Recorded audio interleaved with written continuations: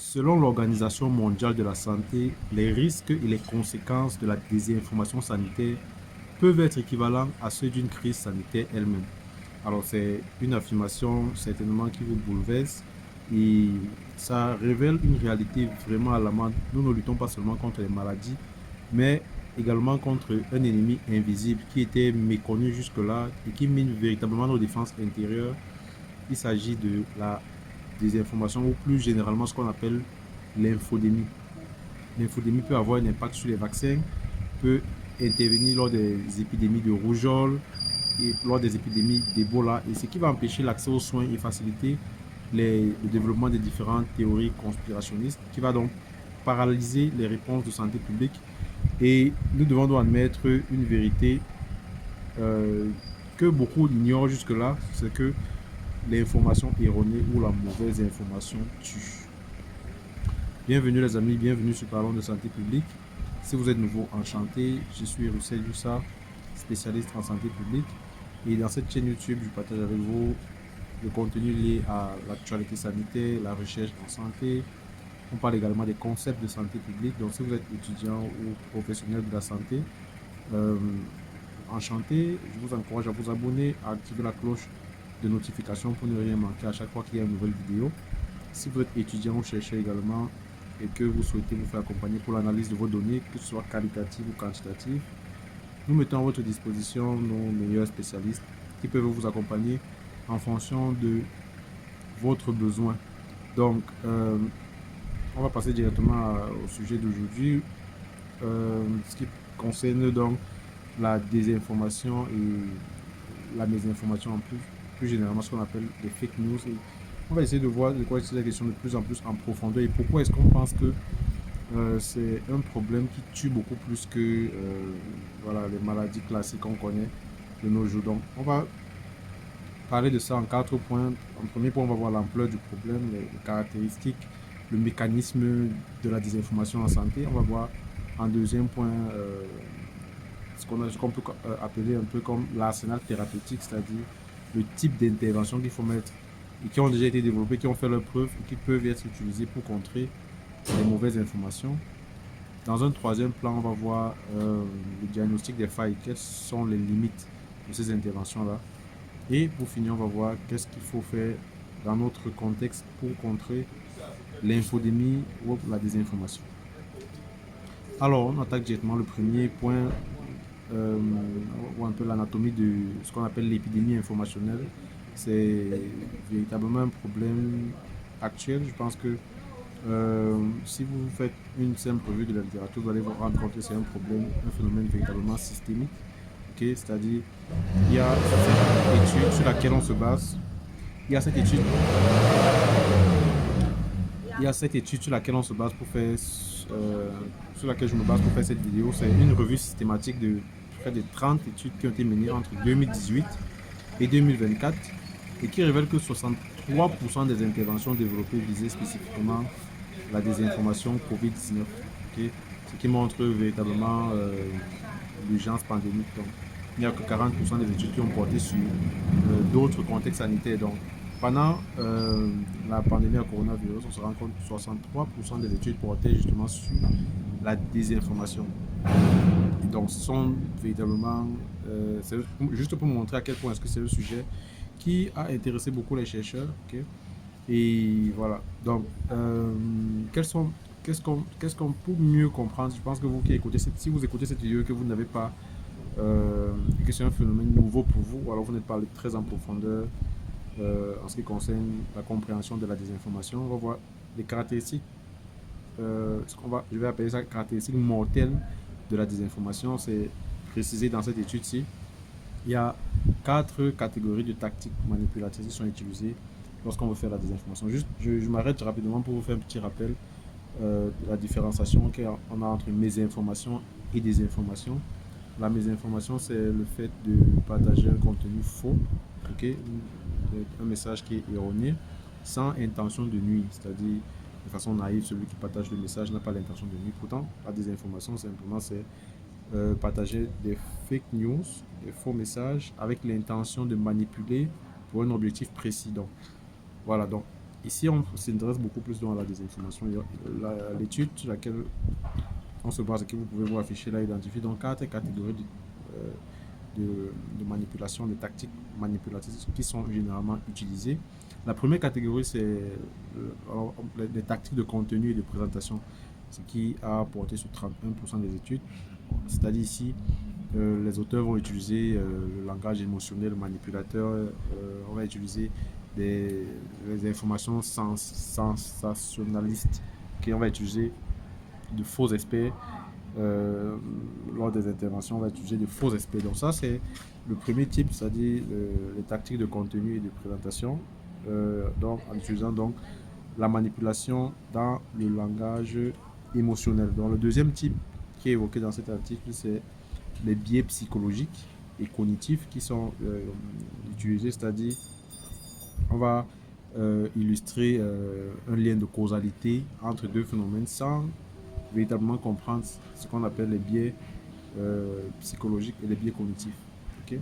Et ça représente justement 13% des études que les chercheurs ont regroupées. La troisième type de manipulation, c'est à travers les influences sociales et culturelles. Ça représente 56% des interventions qui ciblent dans les théories conspirationnistes sur le plan médical. Et ça se fait en utilisant le discrédit des sources crédibles, c'est-à-dire on va discréditer les sources, par exemple votre ministère de la Santé, on va discréditer l'Organisation mondiale de la santé, les organisations en charge de la santé publique, on va stigmatiser tous ces acteurs-là et donc on va manipuler en utilisant donc les croyances culturelles.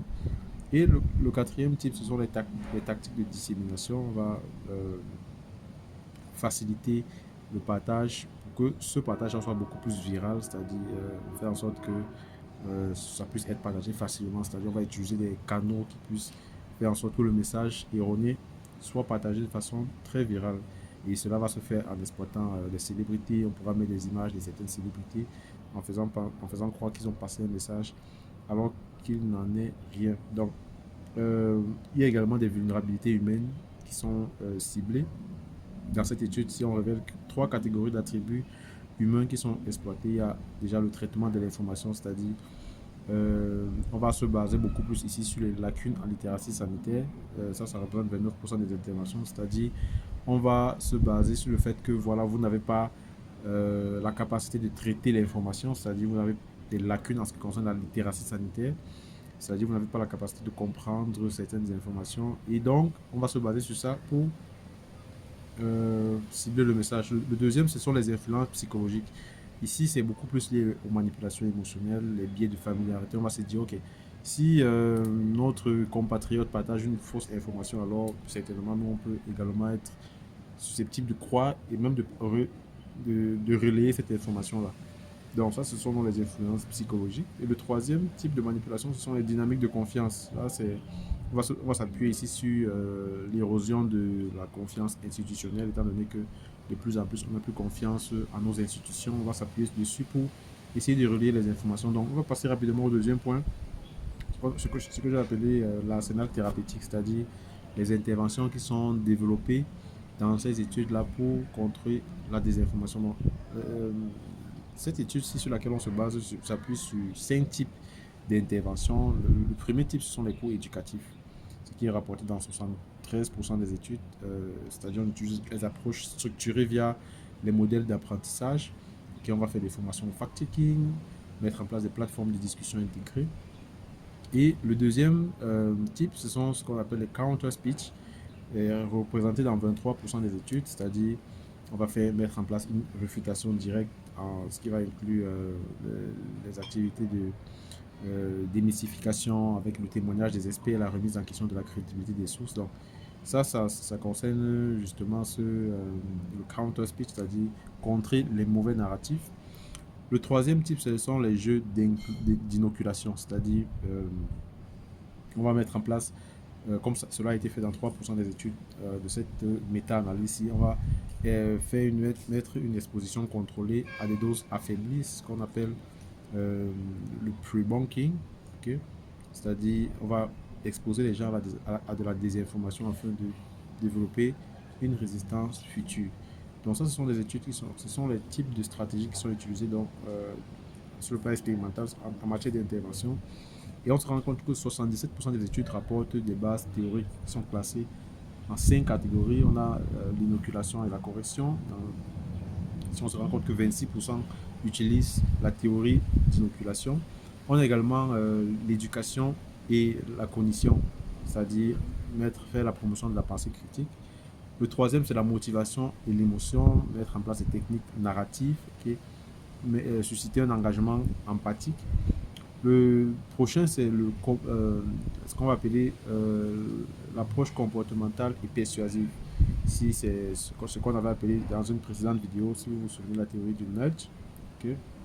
Et le dernier, c'est la confiance et la croyance avec les modèles de confiance scientifique. Donc, les modes de diffusion qui sont privilégiés, on se rend compte que c'est beaucoup plus les sites web, parce que 73% des interventions utilisent dans les sites web avec une prédominance des plateformes d'enquête en ligne. Okay. C'est-à-dire les réseaux sociaux représentent 32% des canaux, Facebook qui domine à 71% des interventions sociales. C'est clair que Facebook, c'est une plateforme qui peut être mieux indiquée dans ce sens-là. Moi, je me serais attendu à ce que ce soit WhatsApp parce que c'est généralement la plateforme qui est utilisée par plusieurs pour ce genre d'études. Mais si on se rend compte que c'est Facebook qui représente 71% dans des interventions, alors on passe directement à la troisième partie, le diagnostic des failles de ces différentes interventions pour contrer la désinformation. Déjà, ce dont on se rend compte, c'est que 73% des études visent le grand public, c'est-à-dire sans spécification démographique, en ratant l'opportunité justement de toucher les populations beaucoup plus vulnérables. Ok, donc ça veut dire on ne va pas inclure par exemple des populations qui sont certainement beaucoup plus touchées par l'information, certainement en raison de la non-possibilité d'avoir accès à des informations crédibles. Okay.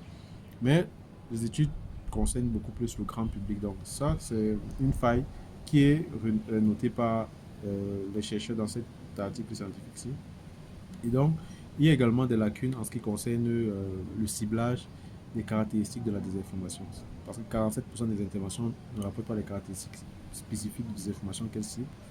Okay. Et ça fait en sorte qu'on ne puisse pas savoir exactement quel est le type de désinformation qui est beaucoup plus sur lequel on devrait beaucoup plus s'attarder. Okay. Ça peut voilà, ça peut être vite sur lequel il faudrait revenir lors des prochaines études. Et on peut penser qu'il y a peut-être certainement une sous-déclaration problématique parce que la conception de l'intervention ne considère pas d'autres facteurs cruciaux en matière de type de désinformation. Ça, c'est un point qui est noté par les chercheurs. Je pense que c'est un élément sur lequel les prochains chercheurs peuvent également revenir. La troisième limite qui est évoquée ici, c'est la représentation géographique limitée, c'est-à-dire que on se rend compte dans cette étude que 67% des études proviennent beaucoup plus des États-Unis. Vous imaginez 67% pour un seul pays, ce qui va faire qu'il y aura ce qu'on appelle une limite drastique en matière de généralisation transculturelle. On pourrait penser que ces résultats s'appliquent essentiellement aux États-Unis, mais pas forcément ici en Afrique. Et donc, voilà, ce ne serait pas erroné de penser ça. Et en faisant cela, on ignore les variations socioculturelles. Un autre type de, on va dire de limite qui est évoquée, c'est la sous-utilisation des blocages de distribution. C'est-à-dire qu'il n'y a pas d'intervention de type ce qu'on appelle blocage de distribution. Ça n'a pas été identifié dans les études expérimentales, ce qui va révéler un gap majeur dans l'arsenal anti-désinformation, malgré que voilà, aujourd'hui on est bien conscient de leur potentiel. Donc, voilà quelques limites qui sont évoquées en ce qui concerne les différentes analyses et les études qui portent sur la désinformation et les interventions visant à réduire la désinformation. On s'attaque directement à la dernière partie de cette vidéo parce que la vidéo est déjà assez longue. Pour ne pas prendre beaucoup plus de temps, on va aller rapidement quelques prescriptions pour l'avenir. Déjà, la première, c'est clair, c'est déjà de mettre en place une approche démographique cible. C'est-à-dire que les futures interventions doivent abandonner l'approche, ce qu'on appelle grand public, mais développer des stratégies beaucoup plus adaptées aux populations vulnérables, okay, en intégrant les déterminants sociaux de la santé, les spécificités culturelles. Okay. Il faudrait donc également mettre en place un ciblage systématique des caractéristiques de la communication, c'est-à-dire développer un cadre standardisé pour identifier et cibler les 6 caractéristiques clés identifiées par certains auteurs comme Rosenberg et Van der Linden, c'est-à-dire la conspiration, la polarisation, l'usurpation d'identité, l'émotion, le discrédit des opposants et le trolling. Et notre proposition également pour les futures recherches, ce serait d'intégrer ce qu'on appelle les blocages technologiques, okay, dans ce genre d'éthique-ci, parce que c'est pas tout le monde qui a la possibilité de filtrer le contenu, d'utiliser les outils adaptés pour faire ce genre d'éthique.